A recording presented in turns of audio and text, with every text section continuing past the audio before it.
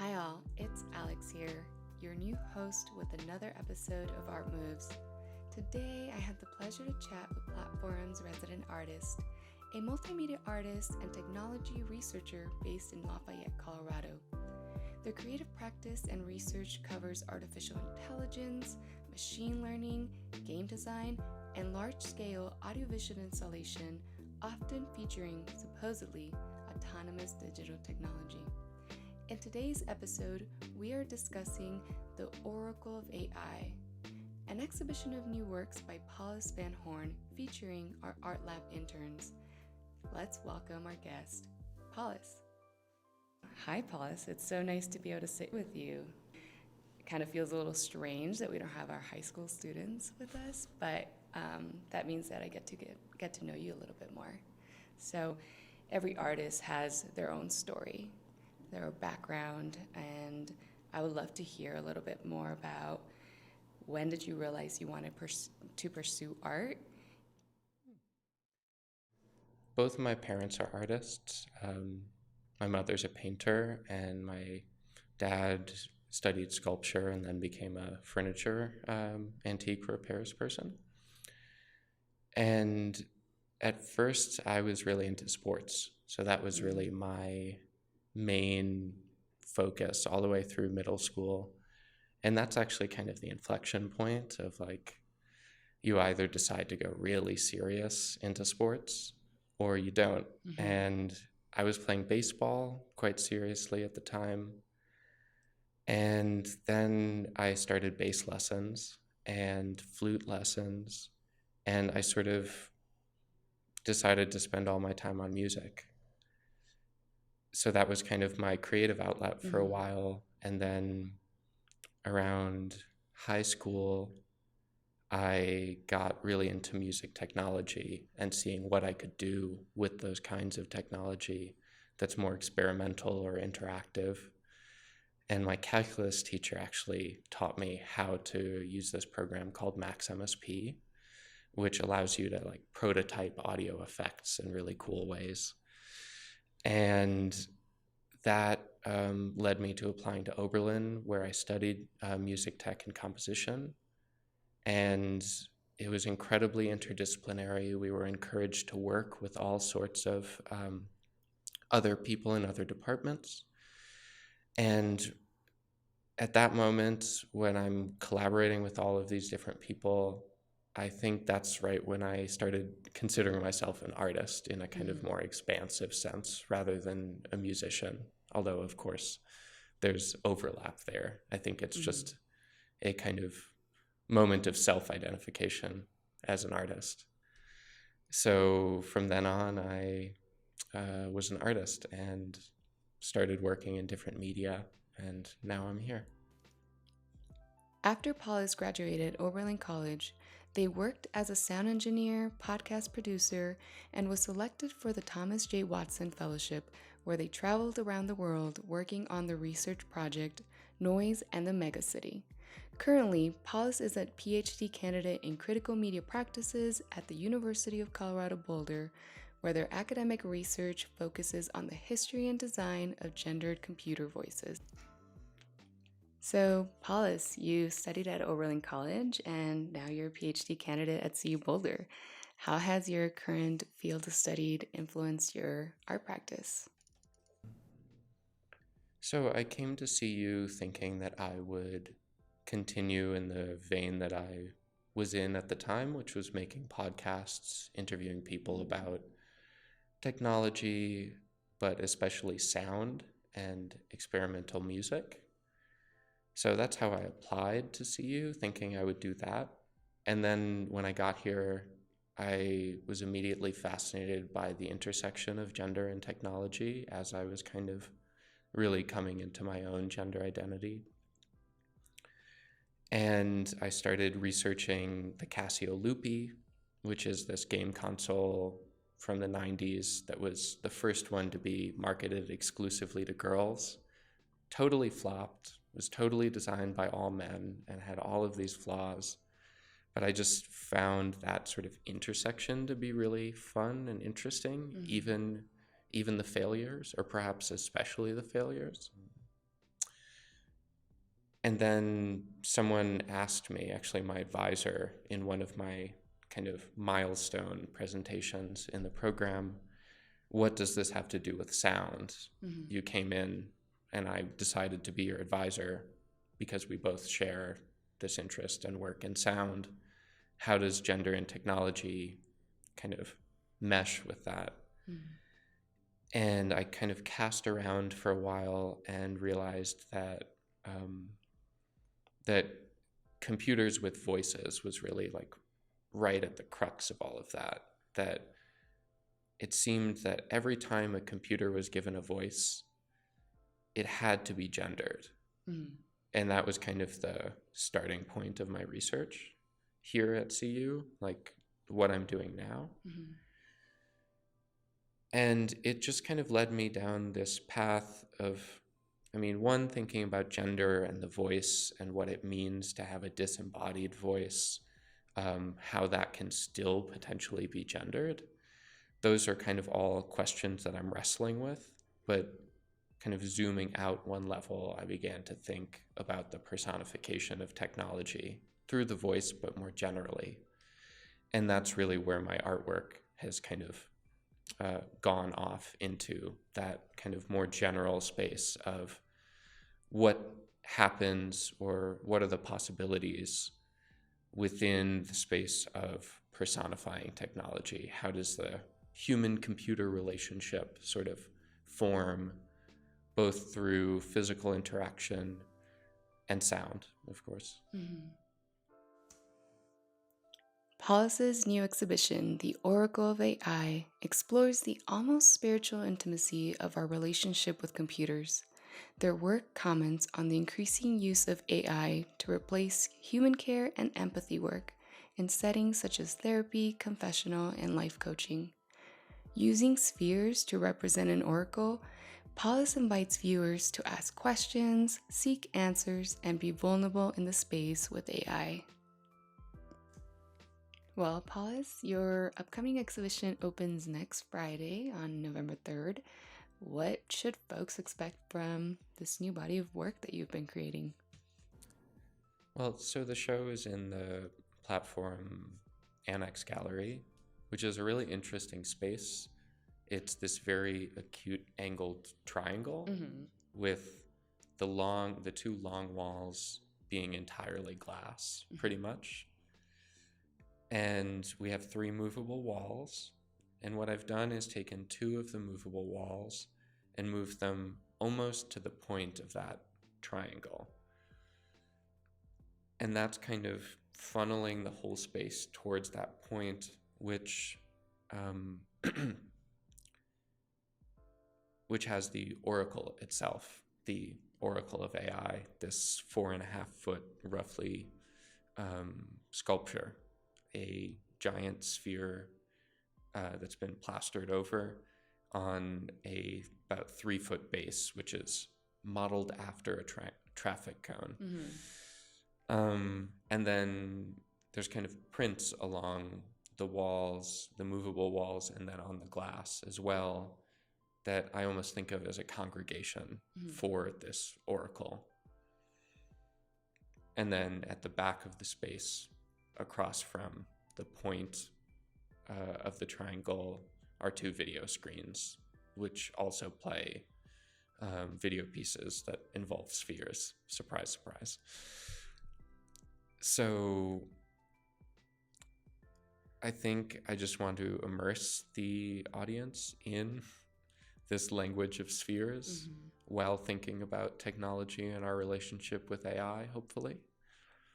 And I almost want to turn the exhibition space into a bit of let's say a meditation hall or some other kind of religious or spiritual space. And I won't promise that you'll have a spiritual experience in this space, but I want to at least call up that context and consider our relationship with technology in that space, because especially if you listen to the rhetoric coming out of like big tech in Silicon Valley, it can really border on a kind of techno-utopianism that feels almost religious in nature in its trust that technology will solve all our problems. So I think it's incredibly relevant to put physical manifestations of this technology in that context and ask, like, what's happening here? Yeah, it really does feel like, especially as of recently, that there's been an increase in the dependency of artificial intelligence. What is your overall perspective on these technologies? It is a big, big topic. I find, I use ChatGPT like all of the time. It's helping me. I won't say it's helping me write my dissertation, but it's giving me little bits of feedback. And if I have I have 100 pages of just like totally chaotic nonsense. Oh, I could imagine. But I was able to feed it in and ask it, okay, what are you getting from this? And it gave me a summary that told me that I was on the right track, that at least the ideas are in there because it was able to extract them. So I think AI is like an incredibly useful tool. At least we're talking about generative AI here. AI that can kind of generate text or images or sound. But at the same time, I notice within kind of how AI is marketed through like OpenAI spokesman and CEO Sam Altman, there's a kind of rapid foreclosure of the possibilities of what we can do with AI. Even when you start up ChatGPT, there's like suggestions of what you could ask it. And it's like, plan my outfit. Tell me what to make for dinner. And there's this emphasis on like increased productivity, which I admit with the dissertation stuff, I'm totally feeding into.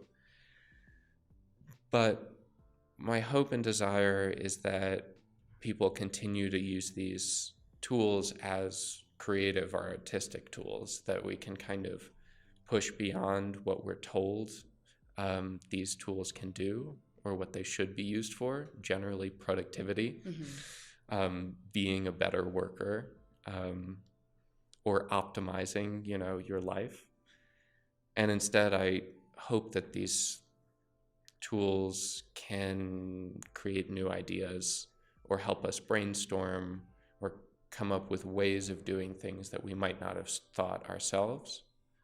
So it's incredibly powerful, and I just hope that we use it to its full potential. Sometimes it feels a little bit overwhelming to think about how much AI has been advancing in the recent years. But would you say your relationship with AI has been generative in your artistic pursuits? Yeah, a piece that I was working on earlier this year with Andy DeLallo, an MFA student at CU Boulder, called Topographies of Artificial Desire, was this piece in which I trained a chatbot on love letters. So it had this, you could ask it anything, it would respond, but it would it had this tendency of declaring its love for you. And then it would speak the text that it generated, and you could kind of have this conversation back and forth as you moved through this virtual landscape. And I found the process of training that chatbot to be just I wouldn't say inspiring, because sometimes it was kind of off-putting, the things that it would say. But it gave me a lot of ideas of how to work with this technology.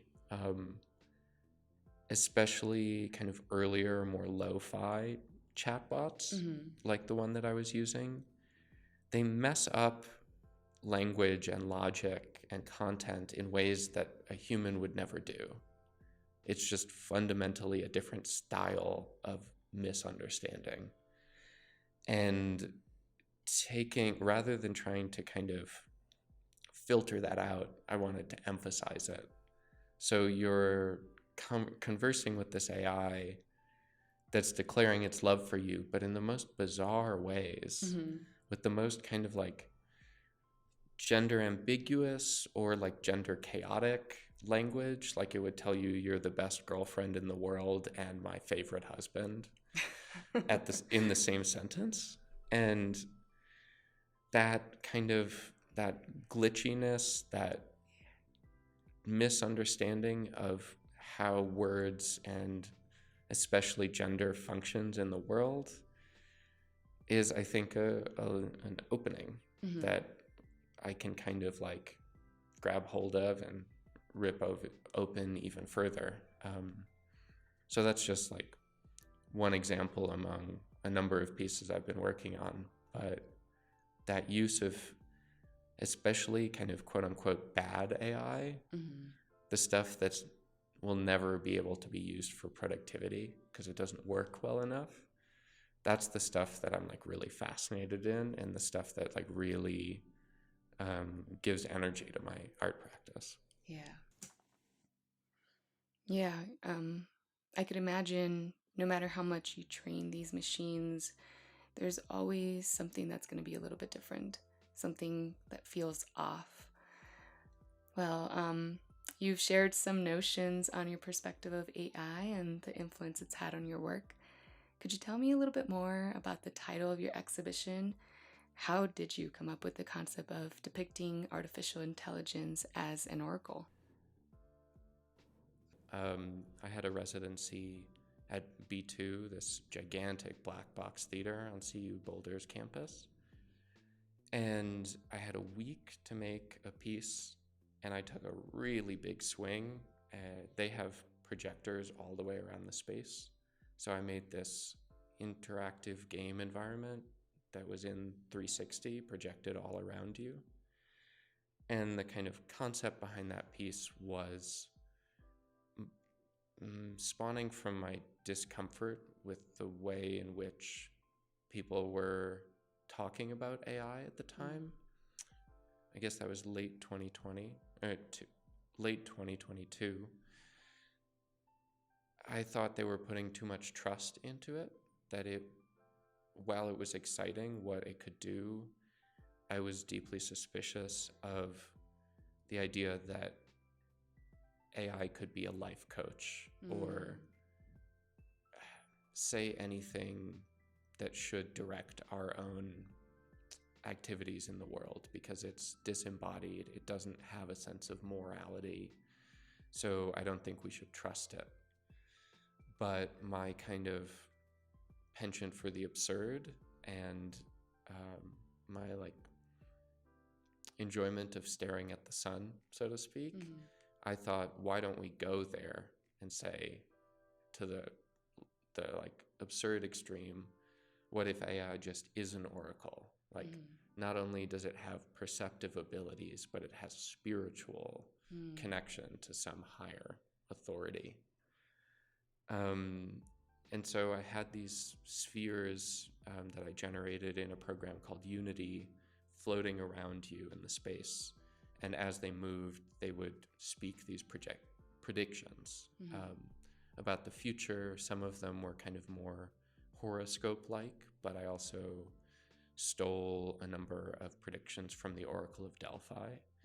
And I'll admit that the title of the exhibition, Oracle of AI, is a bit of a play on words there. And I worked with my friend Ian Hatcher, who's in the Intermedia Arts and Writing program at CU Boulder on this project. He actually voiced the oracles in a sort of faked computer voice, which is a sort of doubly synthetic voice in a way. And from that piece, I think it was, I felt like it was very successful, and carrying that momentum into this residency, I'm exploring that kind of in different media rather than just video. I have a sculptural piece and a number of prints on various media as well. physical media, that is. And so there's kind of how I got to that idea, through that initial residency at B2, and then just kind of spinning out from there. I love how you're exploring other mediums for this exhibition, and it sounds like there's a really nice contrast within the various representations of AI. It's almost somewhat ironic to see it in those forms. So, what are you hoping your audience will take away from this experience? I think I'm hoping to spark a little reconsidering of how we relate to these technologies. I think it's just a kind of natural thing to, how would I say it?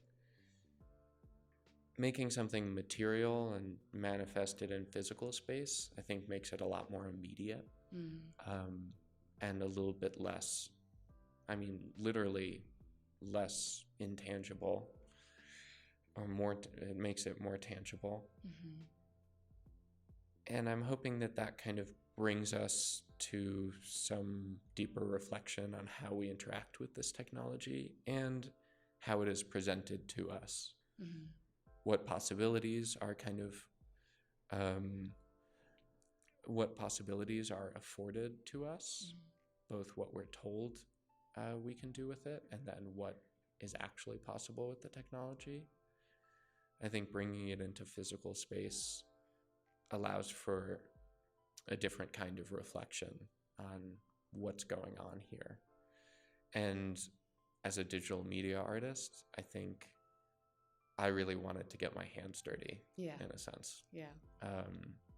And work with material, because I think it's just a lot more satisfying.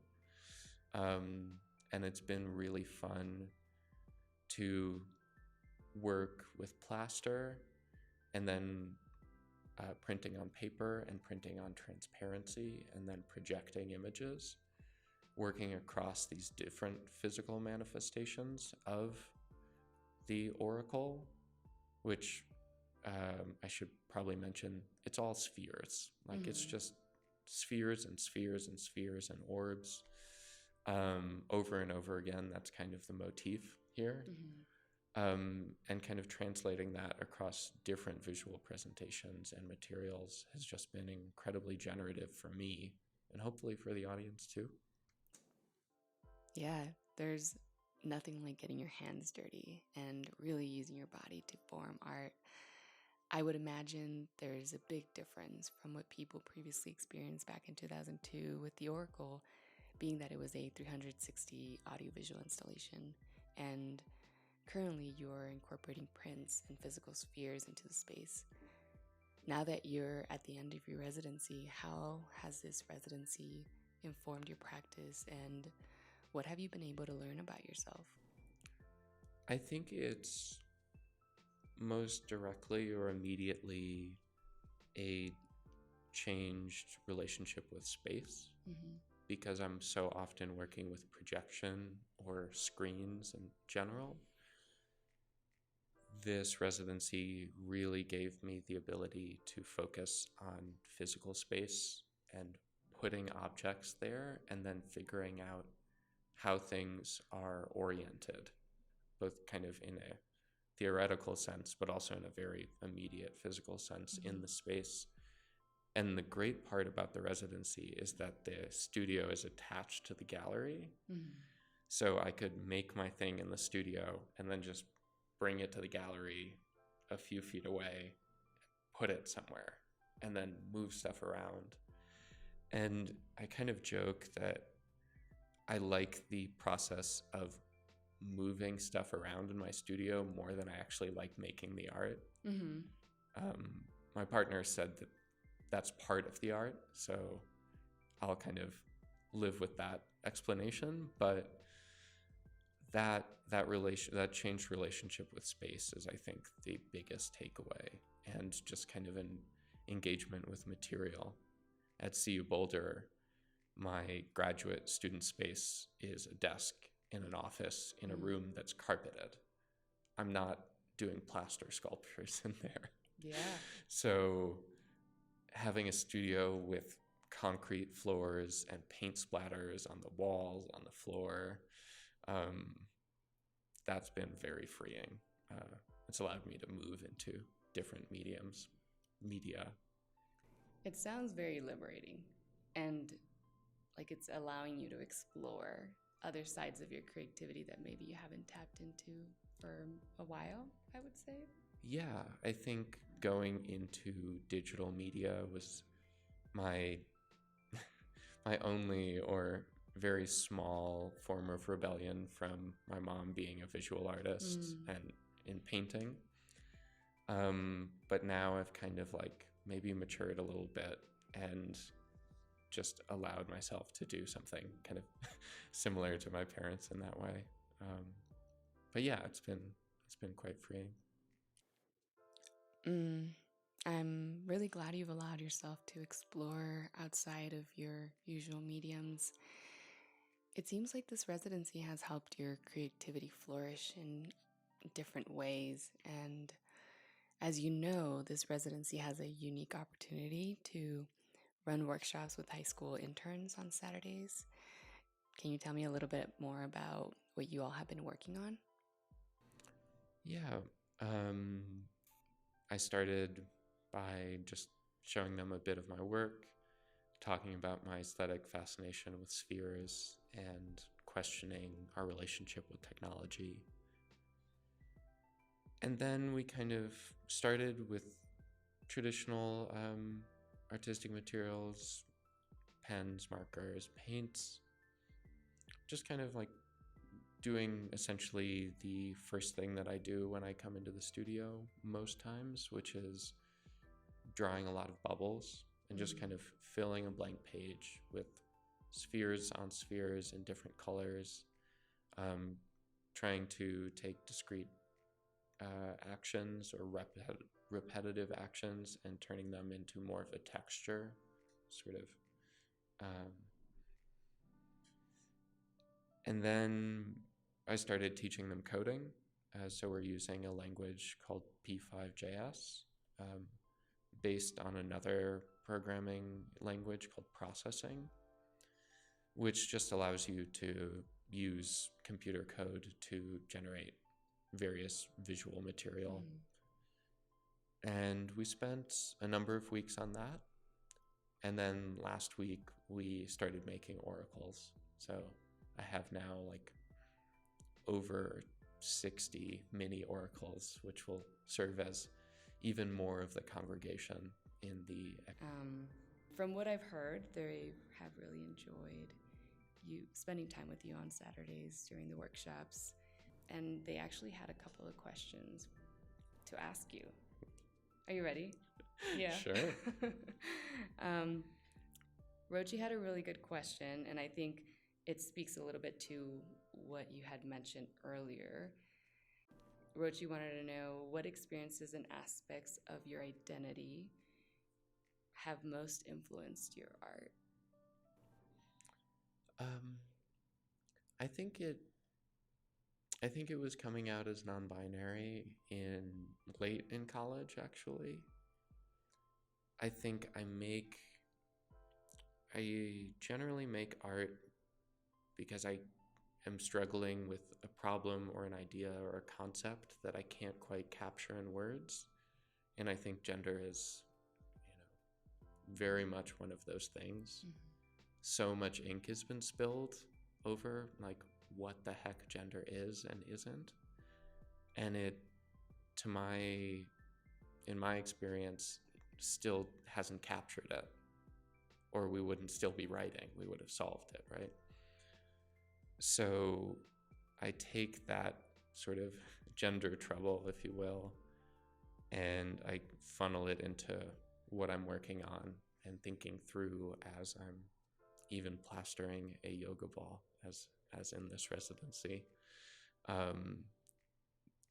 It's working through the things that are kind of bubbling up in my mind every time I interact with someone and have to consider how my body, my presentation sort of functions in space, in social space and physical space. And that impacts the way that I approach the digital artwork, and even more so now in manifesting physical objects in which there's an actual embodied encounter. Mm-hmm. I think once the encounter is sort of brought into the process of experiencing the artwork in space, identity and gender just kind of emerge mm-hmm. from that for me. And I think it helps me make creative decisions on like how I want these things to exist in space, because I'm always trying to consider how I exist in space and present myself. And it's kind of freeing to externalize that onto an object. Mm-hmm. What is the gender of this sphere is a lot more comfortable to ask than what is my gender and how does it function in society. But I think those two things are in conversation. Yeah. And I know a lot of people are reconsidering identity, and I think it's powerful to meet artists who are openly talking about these subjects and are willing to have these difficult conversations. So thank you, Paulus, for being so open and sharing that with us and our interns. Truly. Okay, so I have another question. This one is from Vanessa. And Vanessa would like to know, what are the most challenging aspects of your work and what you're currently exploring?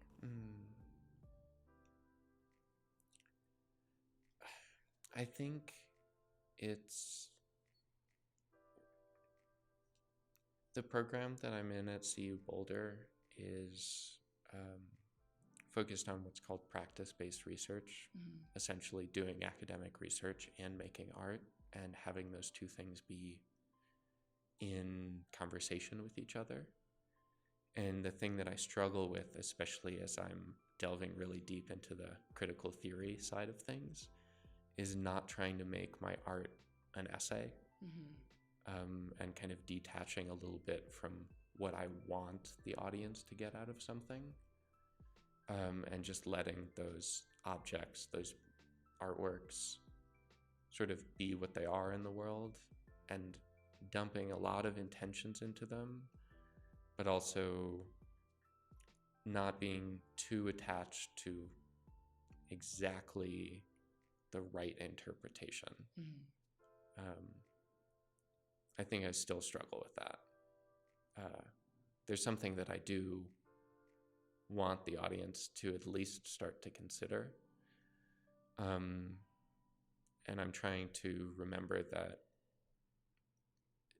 communication is messy and hard, and art making is full of mistakes and unintended experiments. And you won't perfectly convey what you meant to convey, and that's okay. But I'm still struggling with that, even if I know it intuitively. Yeah, I'm sure. Well, we are at the end of our interview, and I just want to say that it's been a privilege to witness the evolution of your work, and I'm really grateful that you've been spending time with us on Saturdays, getting to know the interns and teaching us about your practice. It's been a really good learning opportunity for all of us, and I'm really excited to see how it all comes together next Friday. I do have one final question for you. As a professor and mentor to students, what advice would you give to someone who is just starting their artistic journey?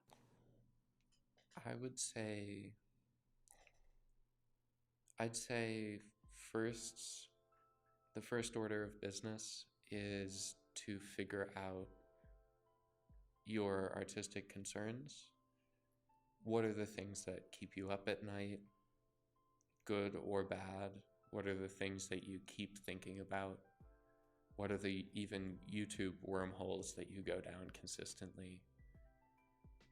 Identifying what your work is concerned with, I think, is like the first step in developing like your own artistic voice, as opposed to something that's more technically focused, which can of course be the concern of your art. But I think it's what differentiates an artistic practice from a,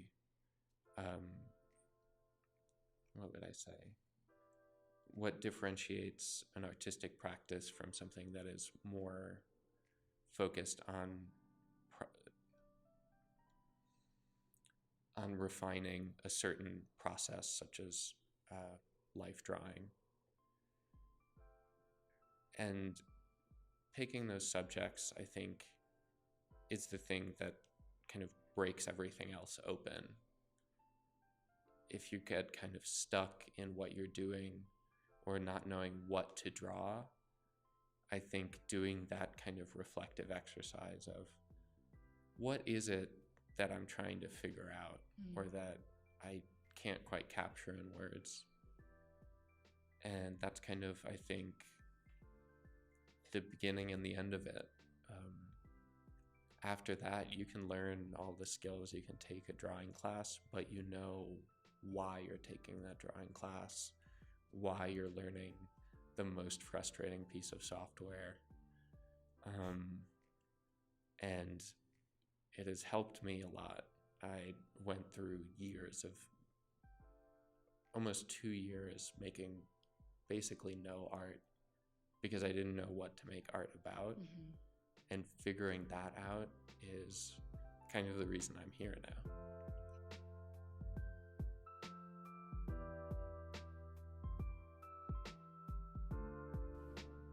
Come to the reception. It'll be fun. There might even be a performance. Ooh, I did not know that. That's exciting.